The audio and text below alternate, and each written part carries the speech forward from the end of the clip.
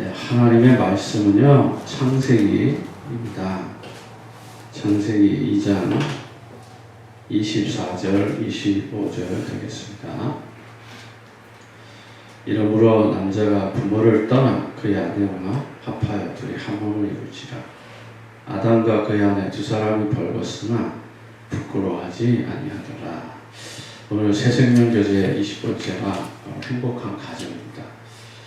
어떤 상황 속에서도 저와 여러분들이 흔들리지 않고 믿음의 삶을 이루어가기를 축복합니다. 그래서 주님이 원하는 13번째입니다. 20번이 아니고 13번째 강의가 바로 새생명 강의인데요. 다음 주서부터는 좀 더 구체적으로 치유에 대한 말씀들이 아마 여러분들에게 전달될 겁니다. 행복한 가정. 누구나 다 행복한 가정을 꿈꾸죠. 그러나 지금 세상은 어때요? 행복한 가정보다 불행한 가정이 더 많이 늘어나고 있습니다.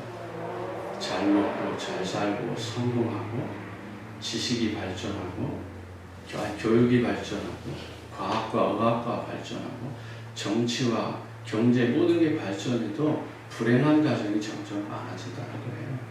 이상하지 않습니까? 반대가 되죠. 행복한 가정이 많아져야 되는데 불행한 가정이 더 많아지는 거예요. 이혼하고 재혼하신 가족들이 있다면 정말 미안하게 생각하지만 이혼하는 사람들이 더 많아지잖아요. 정신병자들이 더 많아지잖아요. 우울증 환자가 증가하잖아요. 열등감, 비교의식 가진 사람들이 점점 많아지지 않습니까?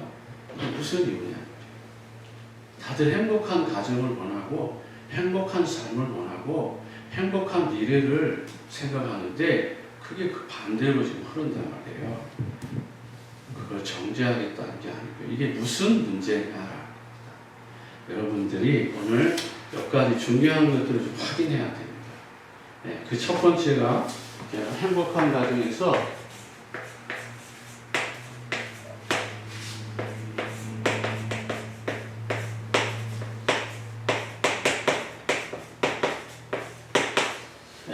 이 축복의 비밀 속에 저와 여러분들이 들어가기 위해서는 몇 가지 좀 정리가 돼야 됩니다. 정말 행복한 가정이 되기 위해서는 이 땅에 가장 큰 문제가 뭔지를 알아야 돼요. 진짜 큰 문제가 뭐냐 이 말이에요. 그래서 정말 이 큰 문제 속에서 저와 여러분들이 답을 내죠. 가장 큰 문제는 뭐죠? 사단이 등장합니다. 그렇죠?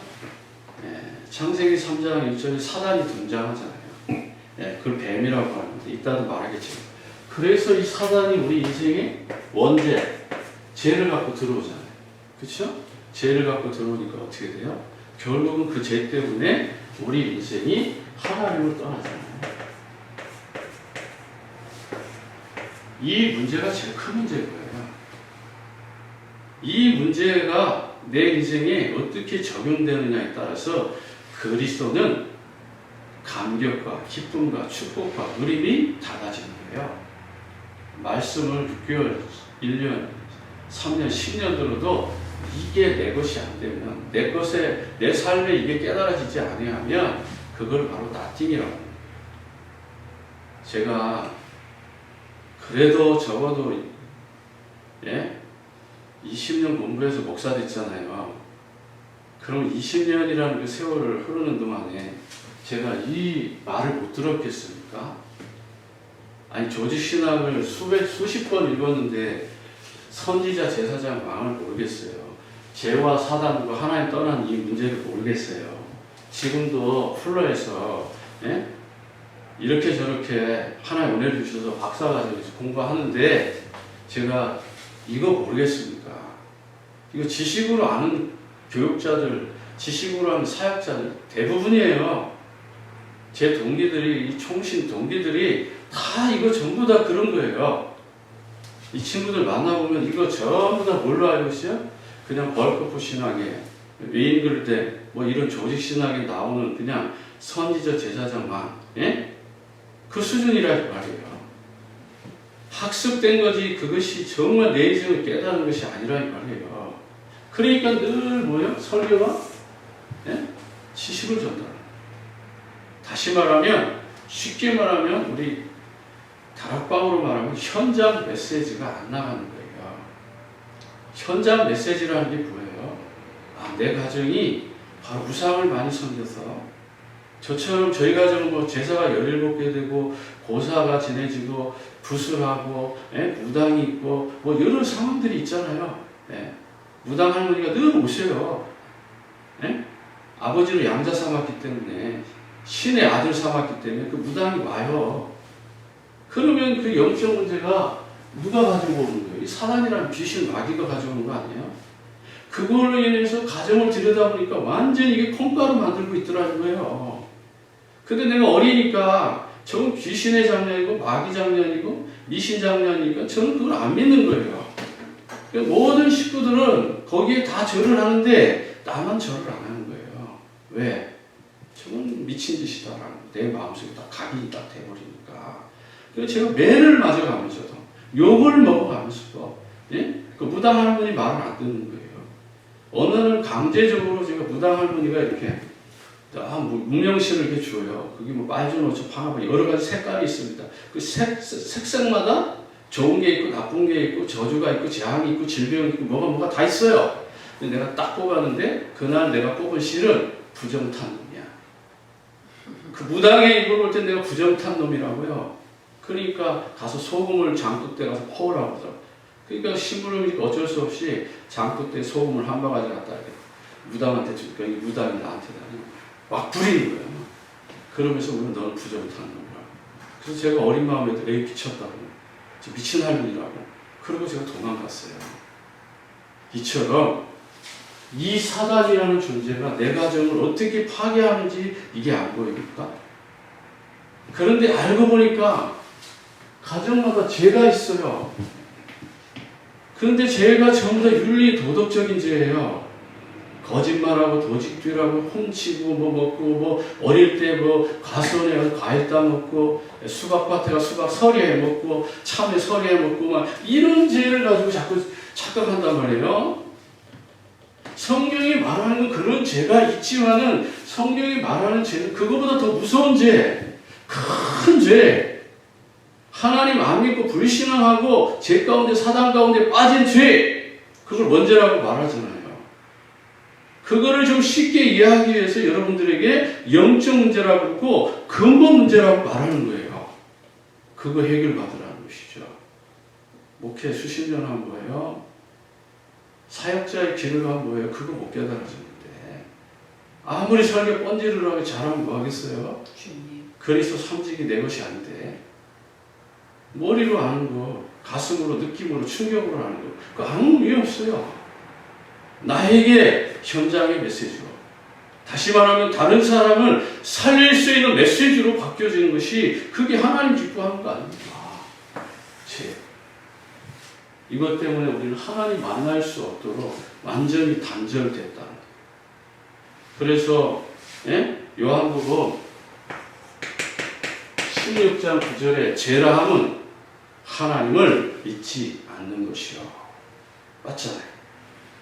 시편 14편 6절에 그 마음이 어리석은 자는 이르기를 그 마음에 하나님이 없다 하도다. 맞아. 하나님 떠나는 것이죠. 결국은 이게 누구의 장난이냐 이 말이에요. 바로 이게 창세기 3장 1절과 6절의 장난이라는 거예요. 이 큰 문제. 이 세 가지 문제가 우리 인생을 망가뜨리고 있고 지금 이 미국과 전 세계를 멸망 가운데 빠지고 있다. 이게 가슴에 부딪히는 거예요. 이게 정말 나의 마음속에 나의 한이 되어서서 내가 이것을 몰라서 내 가족을 어렵게 했구나. 내가 정말 부인을 어렵게 했고 내가 남편을 어렵게 했고 내 자식을 상처 속에 빠지게 했구나. 라고 정말 가슴에 충격이 옵니까? 이거 깨달아지면요. 이게 정말 깨달아지면 내 자식이든 내 아내든 남편한테 가서 무릎 꿇고 빌어요. 내가 정말 잘못했나? 내가 정말 이 문제, 영적 문제를 골라서 당신을 얼마나 힘들게 했을까? 그게 진정한 화해예요. 요한복음 5장 24절에 네? 정말 하나님의 말씀을 들어가면 사망에서 생명으로 바뀐다 없어요. 사망에서 생명으로 바뀌는 거고요. 네? 정말 목회자의 사도의 길을 간다면 이거 해결하셔야 돼요. 그러면은 원점으로 돌아가는 거예요. 내가 만약에 이혼을 했더라면 전 부인에게 찾아가서 부르고 필 거예요. 내가 정말 복음을 몰라서, 그리스도를 몰라서, 죄와 사단과 저주를 몰라서 내가 당신을 너무 아프게 했다. 한 번만 용서해 준다면 내가 당신을 정말 주님 모시듯이 섬길 테다. 내 자녀에게 또 무릎 꿇고 빌 거예요. 미안하다. 내가 정말 하나님을 제대로 못 믿었어. 예수가 그리스도라는 걸 못 깨달았어. 내가 이혼이라는 것을 통해서 너에게 상처를 주었노라. 정말 내 인생에 형제가 잘못됐으면 형제하고 화해하고 와서 예물을 드리라고 하는 그 의미가 무슨 말인지를 안다면 그 정도 사과하고 그 정도 용서를 구하고 그리고 나서도 그게 받아주면 오케이. 그랬는데 안 받아준다. 그러면 세계를 가는 거예요. 제가 하는 말이 틀려요? 하나님 앞에서 큰 문제가 뭔지 자기 스스로 발견해야 되지 않을까요? 정말 하나님을 믿는다면, 영적 문제를 깨달아졌다면, 영적인 문제가 무슨 문제인지를 안다면 정말 우리가 하나님 앞에, 사람 앞에 진짜 이 문제 해결해야 되지 않을까요? 이게 해결되지 않은 거예요. 그러니까 돈이 보여요. 성공이 보여요. 쾌락이 더 커 보여요. 이 말 하는 겁니다. 그러니 세상을 어떻게 장악합니까? 이 사단이요. 정말 그렇지 않아요? 제가 우리 집사람한테 잘못했으면 진심으로 무릎 꿇고 빌잖아요. 왜요? 제가 또 한 번 얘기해 볼까요? 우리 여기 집사님들에서 성도님 다 계시는데 부끄러운 얘기 하나 할게요. 제가 설교하다가요. 사람 이거 얘기하다가 제 얘기하다가 뭐 얘기한 줄 아세요? 사람 털어서 먼지 안 나는 사람 없습니다. 누구나 다 죄인입니다. 이 얘기했어요. 근데요, 한 장로님, 권사님, 그 아들 집사님 세 분이 다 시험 받았어요. 왜 시험 받았는 줄 아세요? 사업을 하시니까 텍스 컷을 많이 하신 거예요. 그 털어서 먼지 안 난다는 그 제 말이 그 텍스 안 내면 그게 마음에 딱 걸린 거예요. 내가 그거 설명한 겁니까? 미국에서 비즈니스 하는데 정말 텍스 올바로 내는 분들이 과연 몇 분이나 되겠어요? 한국 분이든 미국 분이든 누구든지 텍스 덜 내려고 하잖아요. 그런 이야기가 아닌데, 원죄를 깨닫게 하기 위해서, 죄인이라는 걸 깨닫게 하기 위해서 그 말했는데, 장로님, 권사님, 그 아들, 집사님 세 분 다 시험 들었답니다. 제가요, 아무도 모르게 그 비즈니스 하시는 그 장로님 댁 찾아가서 시험 들었다고 해서 제가 무릎 꿇고 빌었어요. 죄송합니다. 왜 빌었을까요? 내가 실수하지 않았는데 왜 빌었을까요? 교회를 지키기 위해서. 이 교회의 주일학교 아이들, 중고등부 아이들, 앞으로 자라날 이 세대를 지키기 위해서, 하나님의 전을 지키기 위해서 무릎 꿇었어요. 여러분 어떻게 얘기합니까? 정말 진짜 문제가 이 문제인데, 이 문제 정말 해결도 받은 건 맞습니까? 현장 메시지로 나와야 돼요. 목회 속에서 이게 현장 메시지로 나와야 됩니다. 저 성도가 지금 사단에게 종로로 타고 있구나. 저 귀신에 잡혀가지고 저 이상한 짓, 나쁜 짓 하는구나. 예? 마귀에게 속아서 지금 저 막 불신한 원망 불평하고 다니는구나. 사단에게 쫓겨서 지금 완전히 예? 주의 종과 모든 사람 교만해가 주의 종을 대적하는구나. 이게 다 안 보여요. 이 속에 다 나옵니다. 죄. 우리는 죄하면 딱 두 가지 생각하잖아요. 그렇죠? 원죄와 자금죄. 그러나 우리는 세 개를 얘기합니다. 우상을 섬긴 죄, 조상의 죄. 그 저주가 흐른다는 말이에요. 그래서 그 저주를 끊는 거예요. 그 세상 말로 말하면 운명이고 사주고 팔자잖아요. 사주. 년, 월, 일, 시. 팔자. 거기에 주인이 두 개씩 걸려있으니까 2, 4, 8. 그래서 사주 팔자예요. 세상은 운명대로 묶여가는 거예요. 그러나 저와 여러분은 그 운명에서 빠져나왔잖아요.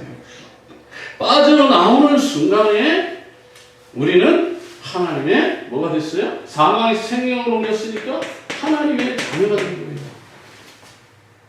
하나님의 자녀는 반드시 뭐예요? 행복한 가정. 오늘로 말하면 정말 하나님이 원하는 가정을 이루는 거예요. 예? 그런데 이 가정을 이루는 데 있어서 적어도 저와 여러분 그리스도인의 질서가 있잖아요. 하나님의 자녀된 신분과 권세를 가지고 정말 하나님이 원하는 한 남자가 한 여자가 만남은 정말 축복인데 여기에는 하나님이 원하는 방법이 있잖아요. 이거 깨달으셔야 돼요. 이거 안 깨닫고 예? 창세기 6장처럼 예? 하나님의 아들들이 사람의 딸들의 아름다움을 보고 그 미친 짓 하면 되겠어요? 그 미친 짓이잖아요.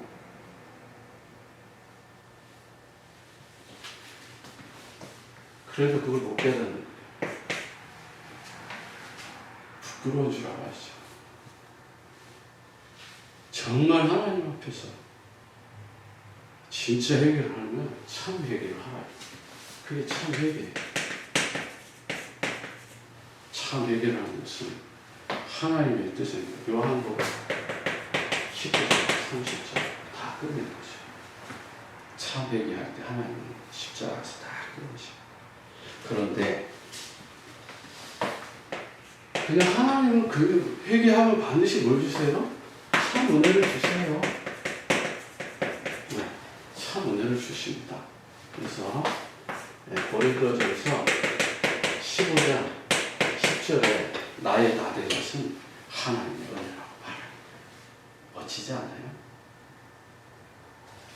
진짜 회개하는 이 십자가 갈고리가 깨달아집니다. 갈고리가 깨달아지면요 감람산 부활이 깨달아집니다. 그게 진짜 은혜예요. 영적 체험이잖아요. 여러분 부활의 신앙은 바로 이거를 말하는 거예요. 그래서 우리가 진짜 고백이 나오는 거예요. 참 고백. 참 고백이 뭐예요? 마태복음 16장 16절에 주는 그리스도시요 살아계신 하나님의 아들이십니다. 이게 깨달아지면요 이게 깨달아지는 거죠. 그래서 우리는 그리스도가 그리스도구나. 그래서 우리가 하나님의 은혜를 깨달으니까 마음이 뭐가 돼요? 하나님의 나라가 되는 것이죠. 제가 지금 틀린 말 하고 있는 거예요? 이게 제가 깨달아진 거예요. 나의 가정을 통해서, 이 목회를 통해서 이것이 깨달아진 거예요. 그러니까 자동적으로 따라오는 게 있죠. 성경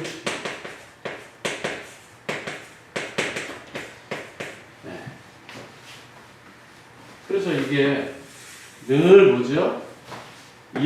사도행전 1장 2절, 사도행전 1장 3절, 사도행전 1장 8절 결론이 나.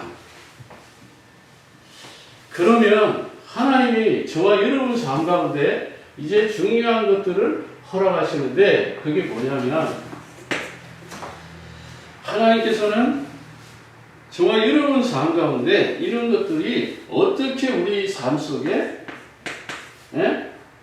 큰 고통으로 다가오는 거예요. 고통이라고 하지 말고 좀 바꿔서 말할게요. 큰 시험이잖아요. 시험이 오잖아요. 그쵸? 시험이 옵니다. 창세기 3장 1절을 보면 뭘 이용하죠? 이 사단이 뱀을 이용합니다. 그쵸? 가정을 파괴하는 거예요. 아담과 하와의 아름다운 가정을 파괴하는 게 일어나요. 결국 3장 1절에 다시 말하면 3장 1절에 결국은 뭐 하게 만드셔요? 이 뱀이 불평을 가져옵니다. 컴플레인. 그래서 컴플레인을 가져오게 만드는 거죠. 불평하게 하는 거예요. 창세기 3장에 보면 그래서 뱀은 여호와 하나님 제신 들짐승 중에 가장 뭐라고요? 간교하다. 정말 간교하다라는 말이요. 요즘에 아주 정말 느낍니다. 이게 너무너무 간교하다 보니까 정말 목사도 깜빡깜빡 속습니다. 그래서 이 뱀이 뭐라고 그래요? 여자에게 참으로 너희에게 동산 모든 나무 열매를 먹지 말라 하시느냐? 의심하게 만드는 거예요. 의심하게 만드는 거죠. 이것이 결국은 뭐죠? 의심, 불평도 하게 하지만 하나님의 말씀을 살며시 후에 의심하게 만드는 거예요. 그래서 세 번째 어떻게 해요? 창세기 3장 3절에 보면 타협을 합니다. 자꾸 타협을 하게 해요. 타협. 분명히요, 영어 성경에 보면요, surely die라고 했어요. 반드시 죽는다 그랬어요. 근데 이 창세기 2장 17절을 말하는 겁니다. 창세기 2장 17절에는 분명히 surely die라고 했어요. 반드시 죽는다 그랬어요. 근데 오늘 3장 3절에 영어 성경에 보면 뭐라고 하면 least yet died. 죽지 않을 것이다. 머무하지 않도록 될 거다. 이렇게 돼 있어요. 영어 성경 보면 확실하게 풀어져요.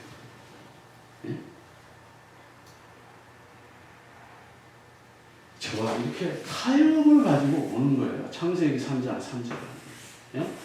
창세기 2장 17절에는 반드시 죽는다고 그랬는데 죽지 않을 것이다. 이렇게 성경인 거예요. 타협을 하죠. 그러면서 결정적으로 3장 4절에 창세기 3장 4절에 보면요. 교만하게 거짓을 이용합니다. 3장 4절에 보면 이렇게 말하잖아요. 뱀이 여자에게 너희는 결코 죽지 않는다. 와, 멋지잖아요. 누구 말 같아요? 어릴 때 저희 무당 할머니 같아요. 저희 집에 아버지를 도와주러 오시는 무당 할머니가 있고 할아버지 도와주시러 오는 무당 할머니가 있거든요. 그 할머니가 동네 사람들이 딱 모여있는데 너희 이거 하나 반드시 죽어. 야 미친년아 죽어. 미친 새끼야 죽어. 무당방이 해요. 그러면요 그 앞에 많은 사람들이 그냥 무릎 꿇고 쫙 엎드립니다. 특히 좀 신이 내려가지고요. 이렇게 보면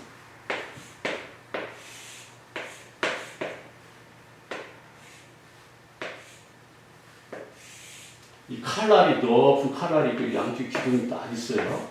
대나무 기둥은 양쪽에 이렇게 딱 세워져 있습니다. 근데 이 할머니가 여기 발을 얹습니다. 할머니가. 양쪽 발을 이렇게 얹어요. 그리고 여기서 껑충거리게 이렇게 춤을 춥니다. 그런데 춤추기 전에 이 칼날에 발이 딱 올라가서 딱 쓰잖아요. 동네 사람들이 다 무릎 꿇고 엎드립니다. 신이라. 그때 다 엎드리는데 내가 잘난 거 아니에요. 저는요 그게 너무 쓴 거예요. 딱 무당 할머니를 이렇게 딱 쳐다봅니다. 그 무당 할머니가 얼마나 기분 나쁘겠어요. 내가 그것도 아버지가 신의 아들인데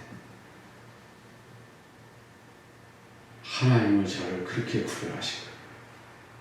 그냥 목사 만든 게 아니에요. 그래서 늘 영적 싸움에 하나님 손을. 그런데 이보다 이게 왜 거짓으로 가지고 오잖아요. 죽지 않은 것이라. 그러면서 뭘 합니까? 예? 다섯 번째, 창세기 3장 5절에 예? 교만하게 만든다. 거짓으로 가져오기도 하지만 교만한 마음 가지고. 이 교만함은요, 아무것도 안 보여요. 딱 하나만 보입니다. 자기 목적. 주변이 안 보이니까. 내 가족도 안 보이고, 내 형제도 안 보이고, 예? 내 주의 종도 안 보이고, 아무도 안 보여요. 딱 하나만 보이니까. 내가 원하는 거. 이게 바로 교만입니다. 교만하면요, 반드시 꺾입니다. 그래서 3장 5절에 보면 너희가 그걸 먹는 날 너희 눈이 밝아 하나님같이 된다. 예? 이게 얼마나 무서운 말이에요. 너가 하나님처럼 된다는 말이에요. 자기가 지금 하나님이 되고 있다는 거죠. 그러면서 3장 6절에 진짜 유혹을 합니다. 이 유혹에 대부분 다 걸려요. 하만 걸리는 것이 아니라 대부분의 사람이 이 유혹에 걸리는 거예요. 6절에 뭐라고 그러죠? 너희가 그 나무를 본즉 먹음직도 하고 보암직도 하고 지혜롭게 하는 만큼 탐스럽게도 한 나무인지라. 예, 여기 나오는 거죠. 그걸 보니까 먹음직하다. 그렇죠? 그 다음에 보니까 보암직하다. 그리고 그 부분을 이렇게 보니까 지혜롭다라고 느끼는 거예요. 남녀들이 순간적으로 빠지는 이유가 바로 이 비밀이에요. 이걸 적용해 보면요, 하나님의 사람들이 왜 육신의 정욕, 이생의 자랑, 안목의 자랑에 빠지느냐, 바로 이 비밀인 거예요. 지난주에 우리 교수님 한 분을 만났어요. 정말 저희가 지금까지 끊임없이 기도했던 이분이 저한테 랩런트가 한 사람 있으니까 랩런트 보내놓고 저하고 사모 있는 데서 얘기한 거예요. 우리 전사님도 그 사이에. 지금 세상이 우리 교회를 향해서 개독교라고 하지 않습니까? 그러면서 이제 자기가 상처받은 얘기를 막 얘기하시는 거예요. 다 들어드렸어요. 개독교 맞다고. 그러나 언제나 창세기 3장 이후에 개독교는 항상 있었다. 그 충격을 받죠. 무슨 말이에요? 창세기 4장에 가인이 사람 죽이고 라멕이 사람 죽이는 그 세상이 제대로 된 세상입니까? 언약의 백성이 그만큼 올바로 살지 못했다는 거 아니겠어요? 창세기 6장에 보니까 하나님의 아들들이 사람의 딸들의 아름다움을 보고, 예? 그들이 얼마나 그 아름다움이 보암직하고 먹음직하고 지혜롭게 탐스러웠으면 하나님이 물로 홍수를 심판하기로 하겠습니까? 그런데 그 시대에 그게 바로 하나님의 자녀들을 향하여서 지금으로 표현하면 네피림이라고 그러는데 그게 개독교 아닙니까? 그러나 하나님은 그런 개독교 속에서 선한 일꾼 노아 방주를 만들려고 하는 노아처럼 은혜 받는 사람이 있는 것입니다. 하나님 많은 사람을 원하는 게 아닙니다. 당신 교수님을 원하는 거예요. 교수님 혼자 방주도 하면 되는 거예요. 그 삶을 감당하라고 우리가 기도 아파서 지금 안 돼도 상관없어요. 무너져도 상관없어요. 그 자리에서 예수가 그래서 언약 붙잡고 기도만 하시면 됩니다. 여러분, 하나님이 주어진 이 축복. 근데 이게 얼마나 또 웃기냐면요. 창세기 11장 보면요. 자신들이 얼마나 교만했는지 자기들의 이름을 하늘 높이 내보겠다는 거예요. 저 하늘 끝까지 가보겠다는 거예요. 이런 교만을 하나님은 용서치 않습니다. 겸손한 자에게 은혜를 베푸시지 하나님은 교만한 자에게 은혜를 베푸시지 않아요. 네. 그래서 저와 여러분들이 이제 7번째 창세기 3장 7절 3장 7절에 뭘 발견하죠? 육신적인 것과 영적인 것을 발견해야죠. 7절에 있습니다. 오늘 내가 중요한 얘기이기 때문에 이게 해결가 안 되면 행복한 가정 안 돼요. 이게 이해되고 이게 깨달아지고 이게 정말 내 삶을 망하게 하고 실패한 것이라고 처절하게 느낄 때에 행복한 가정이 시작될 거예요. 자, 7절 우리 봅니다. 이에 그들의 눈이 밝아 자기들이 벗은 줄 알고 무화과 나무에 잎을 엮어 치마를 입었더라. 야, 무화과 나무. 위에다 그냥 쓸게요. 네, 무화과 나무. 네. 그 다음에 무슨 나무가 있죠? 선악을 알게 하는 나무가 있잖아요. 그쵸? 네. 이 무화과 나무는 종교예요, 종교. 세상입니다. 종교는 아무리 좋아도, 아무리 아름다워도 그 배경은, 그 백그라운드는 사단이에요. 우리 신앙생활이 아무리 좋아도, 아무리 아름다워도, 아무리 기뻐도, 아무리 즐거워도 창세기 6장처럼 레피움으로 빠지면 그건 종교예요. 하나님 우리를 종교 생활하기 원하지 않아요. 다시 말하면 영적인 것을 육신적인 것과 바꾸기를 원하지 않아요. 잘 이해하고 들으세요. 우리 성도들 가정들이 왜 어렵냐면 정말 영적인 것을 육신적인 것과 자꾸 바꾸려고 하는 거예요. 자식을 키우고 돈을 벌고 성공하는 거 다 중요하지만 하나님이 원하는 것은 우리가 구원받고 영적인 은혜 속에 들어가는 거잖아요. 그러면서 하나님 우리를 태어나게 하실 때부터 우리를 이 세상에 보낼 때부터 우리는 사명 가지고 태어난 거잖아요. 그 사명을 감당하기 위해서 하나님은 각각의 부름의 방법이 달라요. 어떤 사람은 목사로, 어떤 사람은 전도사로, 어떤 사람은 선교사로, 어떤 사람은 중직자로, 장로로, 교사로, 집사로 부름은 다르지만 그 위치 속에서 사명과 소명을 감당하는 거예요. 그래서 큰 그릇이 있고 작은 그릇이 있는 거예요. 금 그릇도 있고 은 그릇도 있고 질 그릇도 있는 거예요. 하나님 앞에 질 그릇이라고 쓰임 못 받은 것이 아니고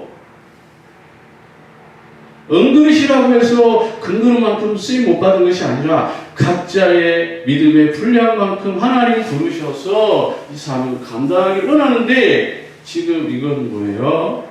무화과 나무로 가죽옷을 입어야 되잖아요. 창세기 3장 21절에 하나님 이걸 입기를 원하는데 자기들이 만든 무화과 나무를 입어왔어요.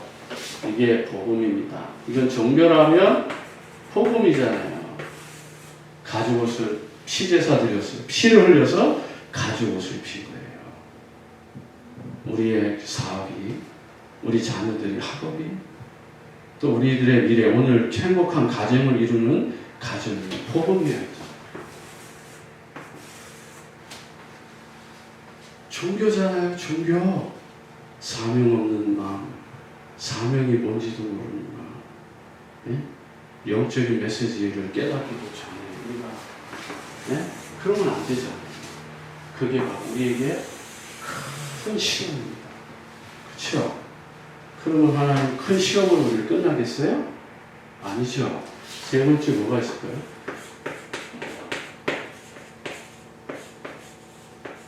큰 축복이 있어요.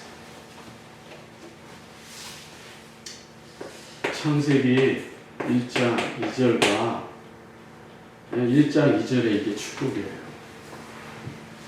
허가, 혼돈, 공허를 깨닫는 게 축복. 그래서 2장 3절까지 깨달아야 되겠죠. 흑암, 혼돈, 공허. 이걸 진짜 깨달으면 빛을 깨닫게 됐어요. 그렇죠? 빛. 빛은 바로 뭐라 그래요? 요한복음 1장 1절부터 6절 읽어보면 이 빛은 예수 그리스도잖아요. 창세기 1장 3절에 빛은 바로 모든 생명의 근원이잖아요. 그래서 이 축복을 누려야 됩니다. 그래서 하나님은 처음부터 범죄한 인간, 다시 말하면 하나님을 떠난 자에게 또 죄 가운데 빠진 자에게 사단에게 종노릇한 자에게 하나님을 만나는 길을 열어주시잖아요. 그게 요한복음 14장 6절에 내가 그 길이요 진리요 생명이니 나로 말미암지 않고는 아버지께로 올 자가 없다. 로마서 8장 2절에 생명의 성령의 법이 죄와 사망의 법에서 너를 해방하였습니다. 요한일서 3장 8절에 증거는 이것이니 하나님의 아들이 나타나신 것은 마귀의 일을 멸하려 하시라. 이거 깨달은 게 큰 축복이죠. 그런데 더 큰 축복은 뭐죠?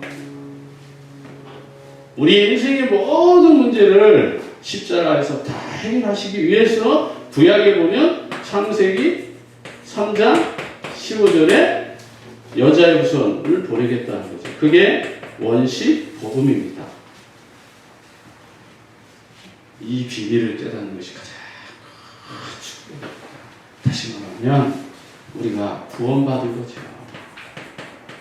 구원을 어떻게 받았어요? 하나님의 은혜로. 네, 이게 큰 축복입니다. 그래서 저와 여러분들이 가는 곳곳마다 하나님 자녀된 삶을 가지고 네 번째 마태복음 중간은 다 생략하고 마태복음 16절 20절에 세계를 정복하는 전도자의 축복입니다. 다섯 번째는 사도행전 1장 8절에 우리는 땅끝까지 가는 증인의 축복을 하나님 허락하십니다. 여기서 빠져나오면 우리는 이 축복 속에서 쓰임받을 수 있습니다. 자, 그렇다면 오늘 주신 말씀을 가지고 좀 깊이 나눠보길 원합니다. 네, 부부는요, 쉽게 말하면 전도 선교 공동체예요. 이걸 깨달아줘야 돼요. 한 가정은 전도와 선교의 공동체라고. 여기서부터 시작이 달라져요. 많은 사람들은 자식을 낳아서 자손을 번성해서 행복하게 사는 게 공동체라면 저와 여러분의 결혼은 전도와 선교 공동체가 됩니다. 이게 다른 거죠. 더 구체적으로 말하면 이 부부를 통해서 하나님의 뜻이 이루어지길 원하는 거죠. 다시 말하면 교회가 세워지길 원합니다. 온전한 교회. 교회가 예배당만 교회가 아닙니다. 진정한 교회는 사람의 몸입니다. 우리가 성전이고 우리가 교회란 말이에요. 그래서 교회와 교회의 만남인 거예요. 그런데 종교적인 교회와 종교적인 교회가 만나냐? 육신적인 교회와 육신적인 교회가 만나냐? 영적인 교회가 영적인 교회가 만나냐? 아니면 정말 복음 깨닫고 영적인 사람이 저 종교적인 사람을 끌어낼 수 있느냐? 율법적인 사람을 끌어낼 수 있는 힘이 영적인 파워가 있느냐? 거기에 따라서 또 이 부부의 공동체는 달라질 수 있어요. 그걸 부정하죠. 그런데 하나님의 원칙은 동성애가 아니잖아요. 레즈비언 게이가 아니잖아요. 호모섹스가 아니잖아요. 하나님의 공동체는 뭐죠? 남자와 여자다. 이게 창조의 원리예요. 이 속에 있어야 진정한 행복이란 말이에요. 그런데 지금 어때요? 사단에게 사람들이 속아서. 예? 예. 저는 그 정도까지 표현 안 했는데 우리 유 목사님께서는 예? 할로윈 때 예? 어린아이를 제물로 드리는 그런 축제였다고 그러잖아요. 그런데 성경에 있어요. 여러분 몰렉의 제사 한번 성경에서 인터넷으로 찾아보세요. 몰렉. 네? 레위기 18장, 20장만 봐더라도요. 이 몰렉의 제사 나옵니다. 1세에서부터 5세 아이를 산채로다가 태워 드리는 거예요. 이 아이가 엄마가 얼마나 고통스럽겠어요. 엄마는 그 아이가 타주는 걸 보면 소리 지르고 막 미쳐갈 거 아니에요. 그 소리를 들으면 다른 사람들도 영향 가잖아요. 그러니까 거기 삥 눌러서 사람들이 북을 친다.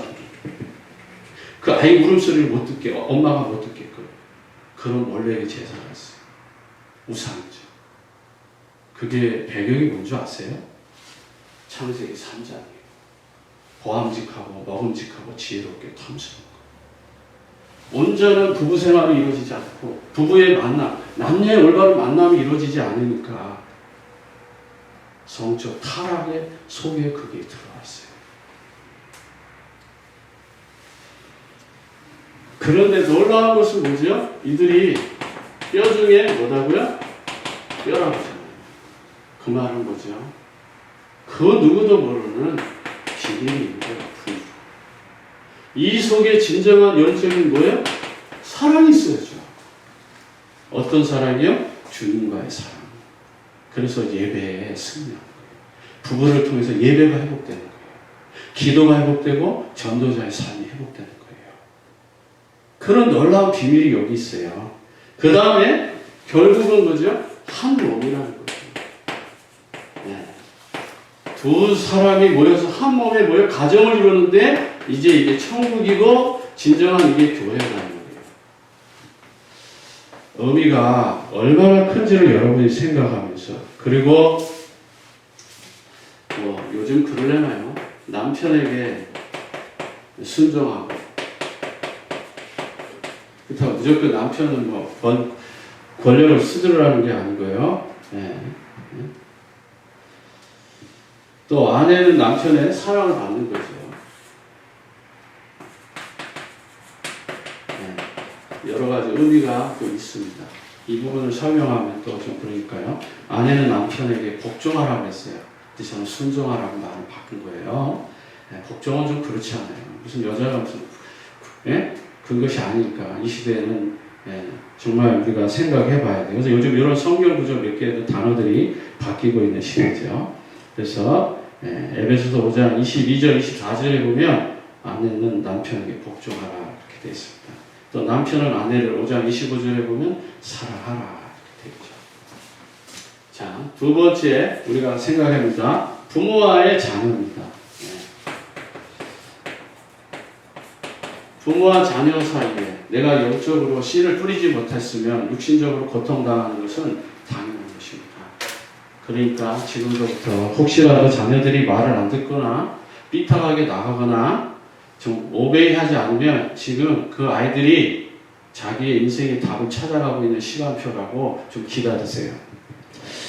자, 그러면 부모는 어떻게 아이들을 교육해야 됩니까? 정의로 말하면 영적으로 교육하는 거예요. 다시 말하면 복음적으로 우리가 교육해야 되는데 복음을 잘 모르니까 우리가 복음적인 교육을 잘 못하는 것이죠. 그래서 정말 이 말은 한마디로 정의하면 교훈과 훈계로 양육하라는 것, 주의 교양과 훈계로 양육하는 것은 하나님의 말씀, 다시 말하면 하나님의 말씀의 지혜, 이 지혜로 아이들을 가르치라는 거예요. 그래서 늘 예배하고 기도하면 하나님은 우리 자녀들을 어떻게 가르치라고 어떤 말을 하라고 알려주십니다. 자녀들은 특히 우리 자녀들 저는 이제 양쪽에 장모님 댁에도 그렇고 장인어른도 안 계시고 또 우리 어머니 아버님도 안 계시고 다 돌아가셨어요. 저희 집에서는 제가 장손이기 때문에 제가 제일 큰 어른이에요. 근데 어른의 일을 잘 못해요. 왜? 목회를 하다 보니까 우리 형제들이 넷이나 있는데 그들과 멀리 떨어져 있다 보니까 형으로서 다 일을 못해요. 그런데 할지라도 한 번씩 한국에 나가면 동생들한테 좀 잘 할 수 있도록 그들의 마음을 풀어줄 수 있도록 그렇게 노력을 합니다. 그러면서 부모를 잘 공경하는 것. 그래서 부모를 공경하고 출애굽기 12절에 부모를 잘 공경하는 거잖아요. 그게 장수의 비결입니다. 그 다음에 부모에게 순종하고 그러면서 한 가지 여러분 꼭 성경 보세요. 자녀 교육에서 누가복음 2장 52절에 네 가지 영적 성장이 있습니다. 사회적인 성장, 교육적인 성장, 육체적인 성장, 영적인 성장. 그 네 가지 성장이 나와요. 잘 읽어보시면. 하나님과 사람 사이에 올바르게 성장하죠. 그러니까 영적이고 사회적인 성장. 지혜와 키가 자라죠. 지혜. 그러면서 지식적인 성장, 그 다음에 키가 자라니까 육체적인 성장, 이렇게 네 가지 아름다운 성장이 있어요.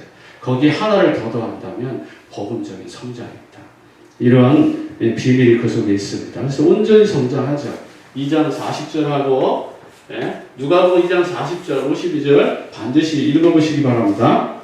그 다음에 세 번째, 아까도 좀 처음에 제가 말했잖아요. 부모는 전도와 선교 공동체라고. 그래서 여기 세 번째로 보면 가정을 뭐다?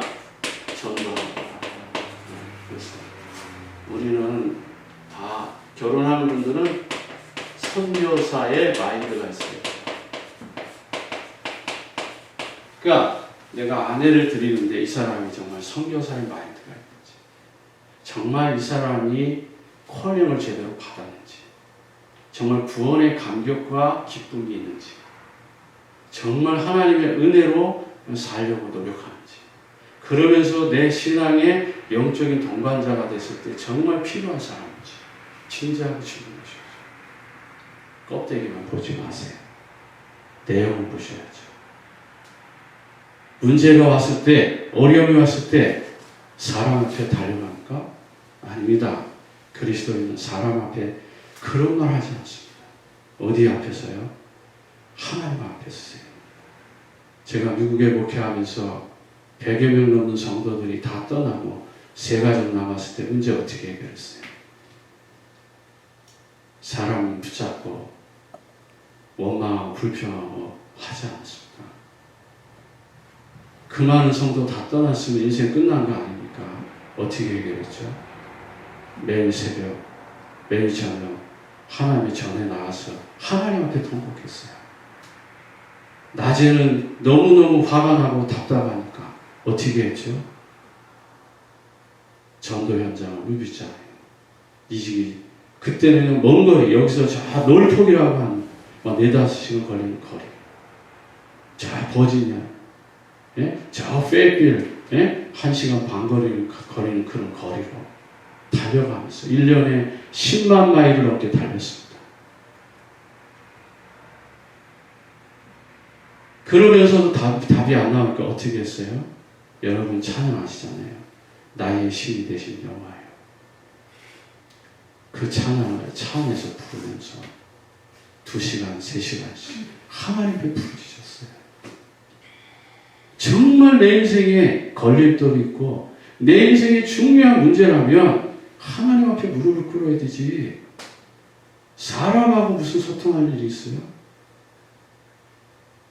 정말 영적인 눈을 보고 사람을 보세요.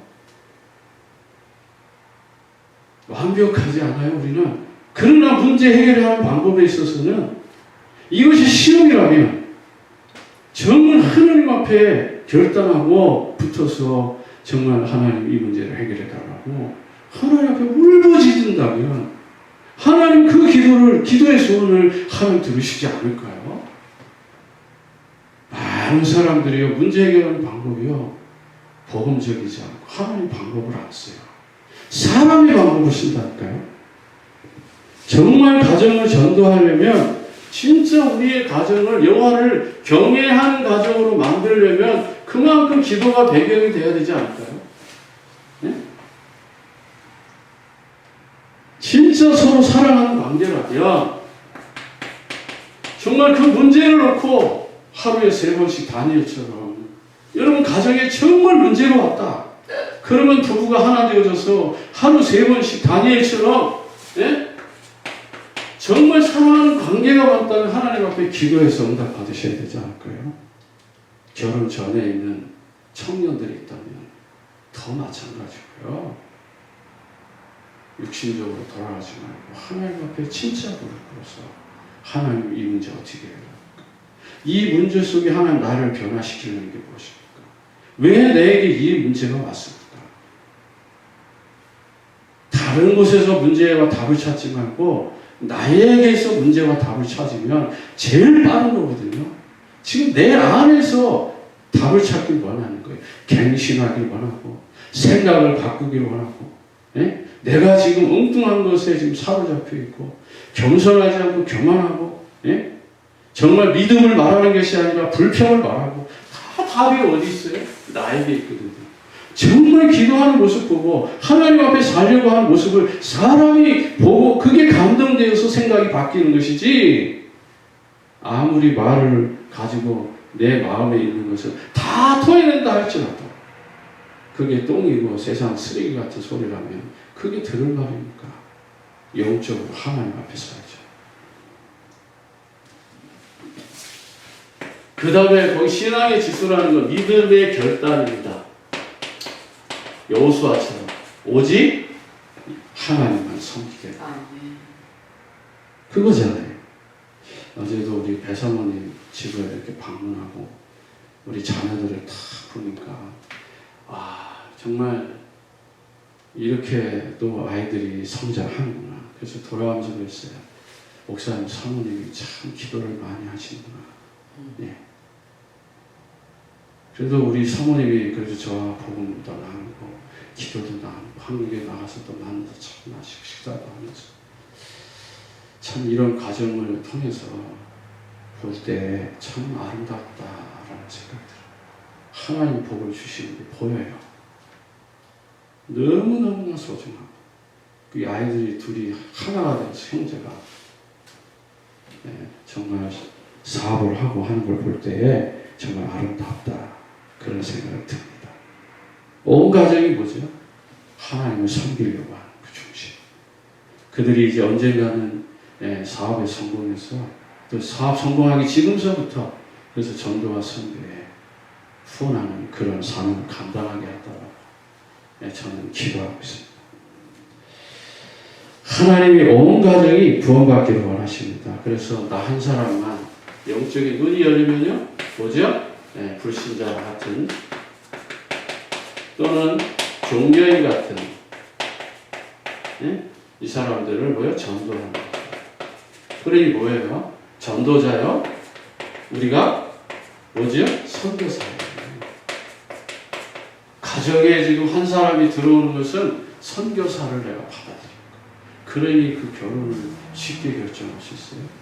아니 내가 선교사의 사명, 전도자의 사명을 못 깨닫고 결혼했다면 지금 이 순간에 내가 이 가정에 정말 중요한 사람이었구나. 빨래만 하고 청소만 하고 설거지만 하고 일만 하고 하는 사람이 아니라 하나님은 만세전에 영세전에 우리의 가정을 회복하려고 나를 선교사로 전도자로 증인으로 이 가정에 보내셨구나. 여기서부터 여러분의 인생의 의미가 달라지고 축복의 의미가 달라지고 그리고 남은 생애 동안에 내가 뭘 해야 될지 정확한 게 보이잖아요. 노아는요, 세상이 그렇게 풍랑을 만났는데 노아는 딱 몇 식구요?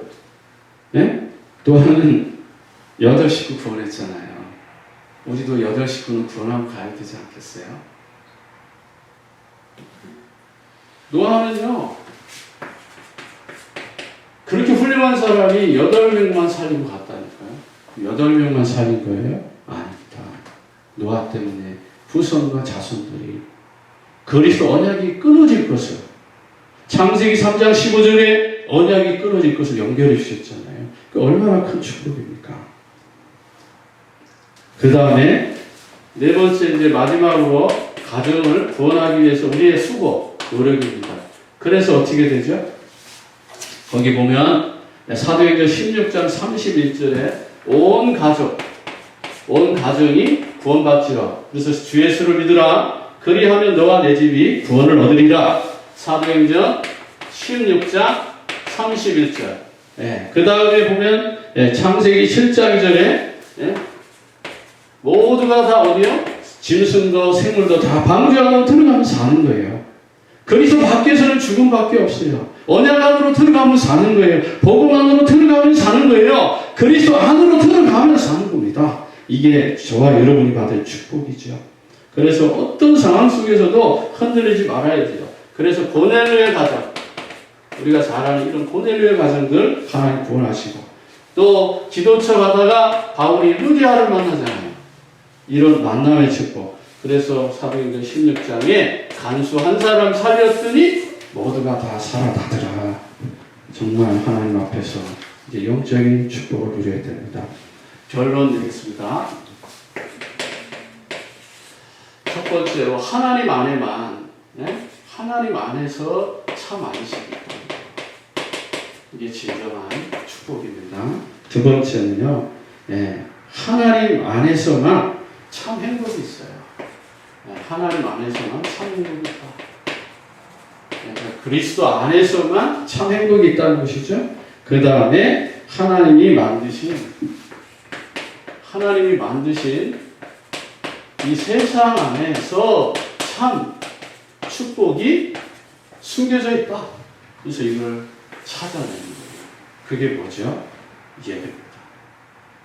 그래서 정말 여러분의 삶이 예배, 가정은 예배가 회복되는 것이 진정한 행복한 가정입니다. 기도가 있고, 그래서 행복한 예배와 기도를 통해서 전도가 되어지는 삶을 누리는 거예요. 지금까지 미국에서 22년 동안 우리가 가지고 있는 예수가 그리스도를 복음 가지고 여러분 삶에 하나님의 크신 예를 이루어서 어떤 상황, 어떤 어려움도 다 넘어설 수 있는 최고의 축복된 가정 이루기를 진심으로 축복합니다. 기도하겠습니다. 하나님 아버지, 은혜와 사랑 감사합니다. 주님이 주시는 놀라운 축복을 날마다 누리게 하옵시고 우리 인생의 문제가 무엇인지를 깨달아서 하나님의 뜻과 계획을 날마다 찾아가도록 주님 축복해 주옵소서. 예수 그리스도 이름으로 기도합니다. 아멘.